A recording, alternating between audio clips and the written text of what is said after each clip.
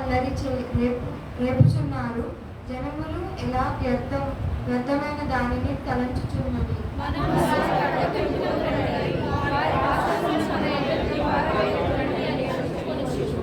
భూరాజులు యెహోవాకును ఆయన అభిషేక్తునికి విరోధముగా నిలబడుచున్నారు. ఎలికలు ఏకీభవించి ఆలోచన చేయుచున్నారు.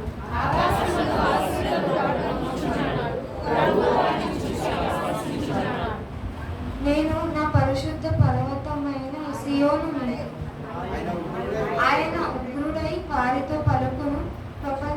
ప్రచండ కోపముతో చేత వారిని తలకింపజేయము.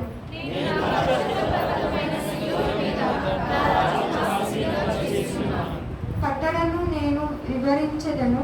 యెహోవా నాకిలాగు సెలవిచ్చును. నీవు నా కుమారుడవు, నేను నిన్ను కనియున్నాను.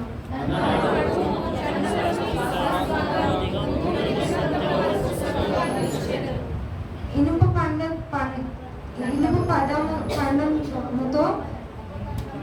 దండముతో నీవు వారిని నలుగగొట్టదెవు.